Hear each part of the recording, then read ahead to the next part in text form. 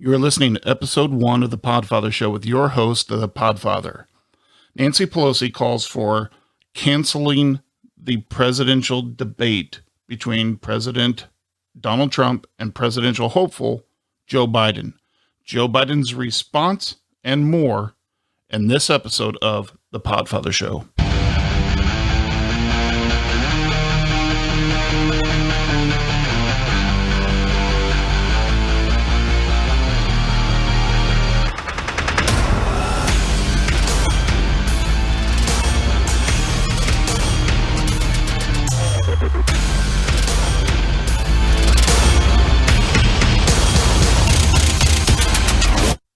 Welcome back. I'm your host, the Podfather. Nancy Pelosi, in a news conference in the Capitol on Thursday, as the House Speaker, had actually suggested that the presidential debates between President Donald Trump and presidential hopeful Joe Biden be canceled, stating that she doesn't want there to be any debates between the two, which is tradition with U.S. presidency in American history. It's something that's just expected. It's never been viewed as an option or, something that can be opted out of or elected out of. I mean, whenever there is a presidential election, there's always debates. The debates go back as far as I can remember anyway. There's always been presidential debates. It's how we determine what the stance is, what the political stage is for each presidential candidate, and what their goals are, what their defining jobs are going to be, and how we determine who we're going to vote for. And without there being a presidential debate, how can we make an educated decision as who we're going to vote for? I mean, granted, there's always going to be those people that will always vote red or those people that will always vote blue, regardless of who is running. And that's been evident in the last couple of elections that we've had. But a truly educated voter, one who truly weighs decisions, weighs facts, and wants what's best for their country, our country, at least in their mind, would want a presidential debate just so they could make an educated decision as to who they're going to vote for. Like I myself I don't vote Republican or Democrat. I vote for who I feel is going to withhold or uphold the Constitution to the best of their ability to protect the people, who's really going to work for the people. And if that just so happened to be a Democrat one year, then so be it. And that's the way that we should all vote. We should all gather the information and listen to the candidates in their speeches, their debates, to hear how well that they articulate their plan, their ideas, so we can truly get to know them as a person. Without the presidential debates, we have to ask, is that really possible? Can we truly get to know the person? Even after a 4-year candidacy, people change, their ideas change. A president's mindset can change from the beginning of one election to the beginning of the next election. So it's important that we hear who that person is. Have they become better at their job? Are they more qualified at their job now? Are they indifferent? And the person that's challenging them, to win that spot as a president, we are owed that right to hear their viewpoints, their perspectives, their mindsets, to know where their heart is, where their mind's at, and get to know them in a presidential manner. Now, granted, Joe Biden has been vice president. He's been in politics for an extremely long period of time, but we've never heard him as a presidential candidate. And we're owed that as American people, as American citizens, citizens that pay their taxes, citizens that vote. Even if you don't vote, you're owed that. We are owed the presidential debates so that we know our president. We know who it is that's behind those images and the videos that we see of them in day-to-day life. And for Nancy Pelosi to come onto the scene in a news conference, and for her to state that she wants the presidential debate to be canceled, or suggesting that it be canceled. It's mind-boggling. It's truly difficult to wrap one's mind around that. I mean, I don't know how many of you have heard,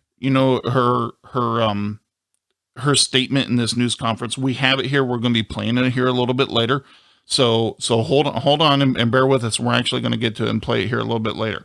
But whether you like Nancy Pelosi or not, you owe it to your fellow countrymen to think that it's absurd that she would suggest such a thing. That's like saying, you know what? Let's just cancel the election and just keep the president we got. It's not fair. Even as a Republican or someone that has Republican tendencies, I have a duty to my fellow countrymen to say that's not fair. We are owed these things. We deserve. It's part of our political system. We don't get to just come along now after several hundred years and say, hey, look, we're going to change things. We don't like the way it's going. I don't think I'm going to like the outcome of this, so we're just going to avoid it entirely. That's not how it works, Nancy. That's not how it works. And unfortunately for all of us other Americans is, Nancy, you don't have the authority to decide that. And for you to suggest that, your political position in office needs to be questioned, because clearly you don't have the American people's best interest at heart. You don't have American core values at heart for you to just say that, we're not going to do this, or you don't feel that we should do this.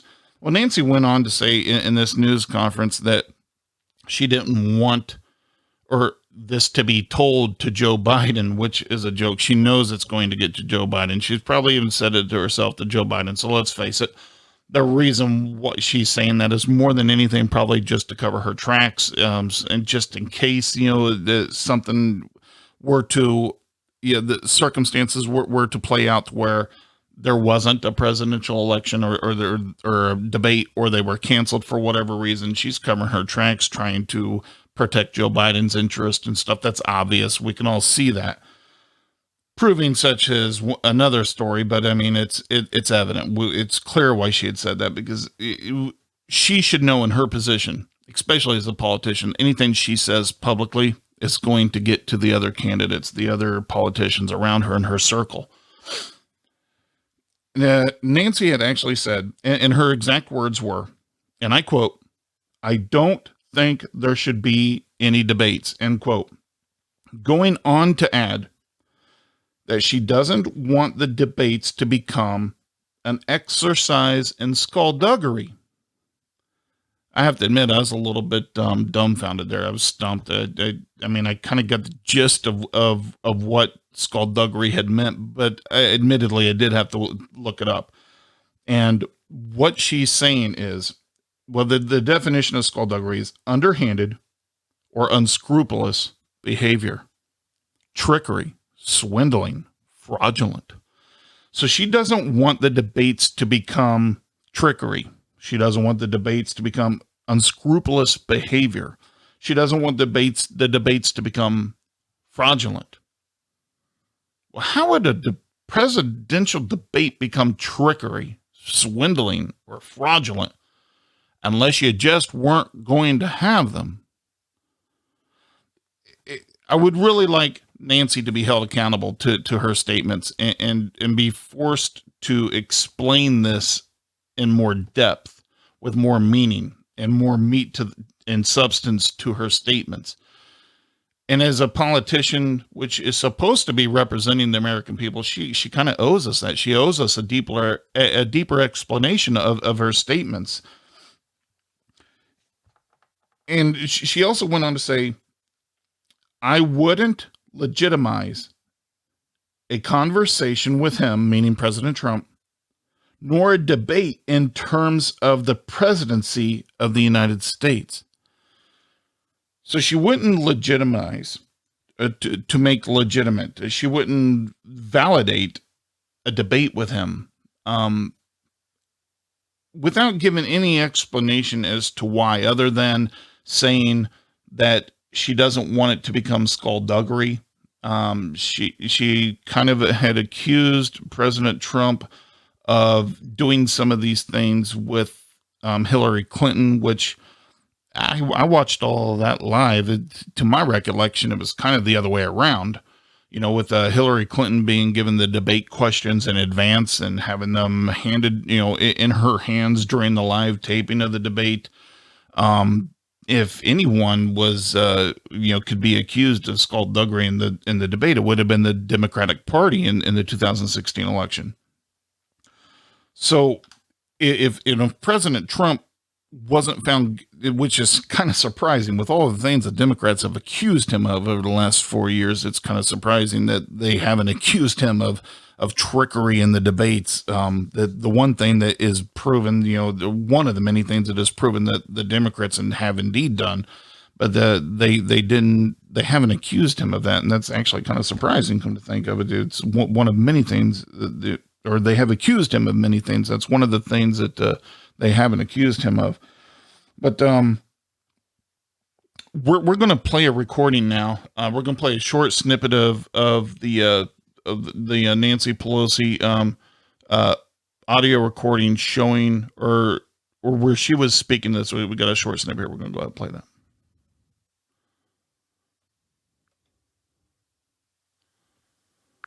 Since you asked about that, I myself, just don't tell anybody I told you this, especially don't tell Joe Biden. I don't think that there should be any debates. What do you think about? How do you take that? I mean, there's no misconstruing what she said. There's no misunderstanding what she said. She could have said it verbatim. She doesn't think there should be any debates. And don't tell Joe Biden. Clearly, she's talking about the presidential debates. Joe Biden, on the other hand, has a different perspective of that. He had made a statement to MSNBC that he's actually looking forward to the debates. And Joe Biden actually wants to fact check live in real time all of Donald Trump's statements that he's going to make during the debates. And Joe Biden wants to not only debate Trump but also spend his time live in real time himself fact checking all of the statements that Donald Trump's going to make during the debate. That sounds like he's going to have his hands full. I don't think I could actually spend my time. I'm a little bit, I'm more coherent than Biden is. And I don't think I could spend my time both fact checking my counterpart in a debate, plus paying enough attention to rebuttal the things that they're saying and interject my own ideas, thoughts, and beliefs into the debate all at the same time. That's a lot of work. So maybe Biden's already planning on having some outside help, maybe through an earpiece or something, or maybe once again, he's just rambling and just doesn't, understand clearly what it is that he's saying. But that seems like a lot of work for someone to have to do, especially someone that is obviously having the mental functioning problems that Joe Biden is having right now and that are becoming evident. So the first debates are actually scheduled to be on September 29th in Cleveland, Ohio.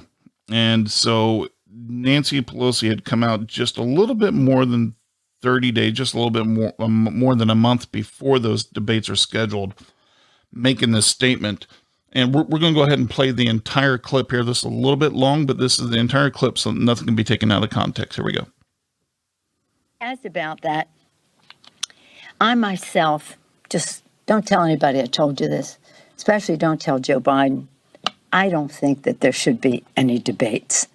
I do not think that the President of the United States has comported himself in a way that anybody should, and that has any association with truth, evidence, data, and facts.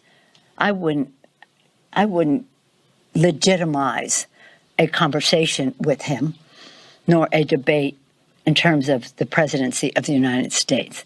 Now, I know that the Biden campaign thinks in a different way about this, but I thought what he did in the 2016 was disgraceful, stalking Hillary Clinton like that. I was disappointed that the press didn't say, go back to your station. You're not here. You don't own this stage. You have your own podium. She has hers. So I think that he'll probably act in a way that is beneath the dignity of the presidency. He does that every day. But I think he will also belittle what the debates are supposed to be about. And they're not to be about the skullduggery on the part of somebody who has no respect for the office he holds, much less the democratic process.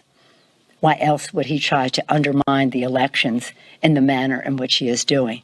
So if Joe Biden asked you what I thought about it, I don't think that he should dignify that conversation with Donald Trump. You ask them any questions, both of them. Just take their own stage for any number of conversations about any subjects. Hold them accountable. What are they proposing? What is their vision? What is their knowledge? How are we going to get it done? How do they connect with the American people? Let that be a conversation with the American people, not an exercise in skullduggery. Thank you all very much. You heard it yourself. She wants to cancel the debates. Now, she did go on to suggest that maybe each candidate can have a conversation with the American people. I don't know how that's going to happen, but there's a lot of American people, Nancy Pelosi. But she's, I guess, suggesting that each one be pre-recorded and then played back as a conversation that's not actually taking place with the American people, so that we can still get to hear the president, hopeful, and the current president speak. But that's not a debate between them two, debating their policies, their agendas, their work practices, and getting to question or to reply to each other, rebuttal each other. It goes against everything that's American as far as the presidential debates go. And for her to say that she doesn't want, or not to say this to Joe Biden, and then at the end she's like, if Joe Biden asks. So again, clearly she doesn't mind or want, and if he doesn't already even know, Joe Biden to know what she thinks or how she feels about this. She's actually, you talk about interfering with an election. Ladies and gentlemen, we have it. And we got Biden's response for this, and where he had, Biden actually told NBC News that he can hardly wait for the debate. Now, yes, Biden had said this about a month ago. This isn't a direct response to Nancy Pelosi's statement to the news conference on Thursday, but clearly Biden is wholeheartedly in it for the debate. He wants to have this debate. He wants to debate Donald Trump. It's Nancy that clearly is wanting to have this debate canceled. I can hardly wait. I can hardly wait to deal with what he refers himself as a stable genius. I can hardly wait to debate him. Ladies and gentlemen, you heard it. So moving forward, I guess we can only see how this is going to play out. This is a whole another topic for another podcast, but one can't help but to think, that all of this coronavirus stuff, the quarantine stuff, to stay at home, the mail-in balloting, mail-in voting, if all of this isn't all pieces of puzzle that are finally starting to fit together now that the end of the year is here. I'm not saying that the coronavirus isn't real. I believe it's real. That's not what I'm saying, but I do believe that in many ways the Democratic Party is using it to their advantage with trying to force the mail-in voting and stuff, and trying to quarantine people and making us believe that, it's not safe to go out in public, and they're closing churches and schools. Well, people, that's where a lot of our voting takes place. It's churches and schools. but they're saying those places aren't safe. Now, it's perfectly safe to go into a Walmart or Best Buy or even a restaurant, but you can't go into a church or a school, the two of the many places where a lot of our voting takes place.